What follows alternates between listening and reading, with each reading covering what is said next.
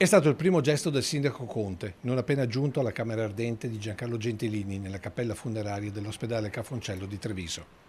Primo dei tanti tributi che la città non solo sta preparando al suo sindaco per sempre, stabiliti nelle riunioni operative in prefettura e municipio. A partire dal lutto cittadino per la giornata dei funerali e della camera ardente che sarà allestita dalle 10 nell'androne di Casugana. Abbiamo voluto riportare Gentilini nella sua seconda casa, che è il municipio, e quindi da domani dalle 10 alle 14 la bara sarà visitabile presso l'atrio di Casugana, poi attorno alle 14:15 partirà un corteo che toccherà i punti principali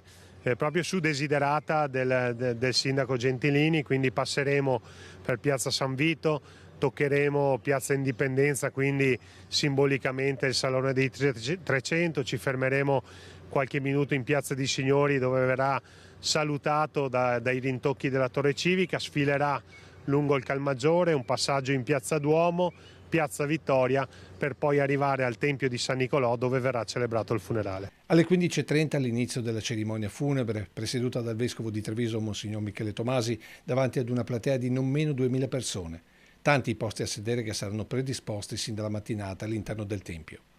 Per l'evento gran parte dell'area esterna alla chiesa sarà liberata dalle auto per permettere a chi non riuscirà ad entrare di poter comunque seguire la cerimonia religiosa e le successive orazioni funebri.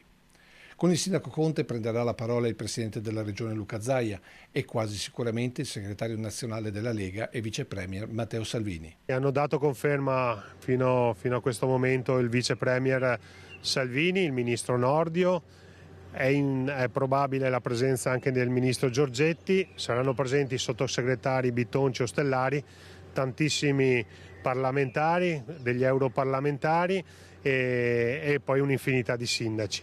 L'obiettivo è quello di starci tutti per onorare e salutare nel migliore dei modi il sindaco Gentilini.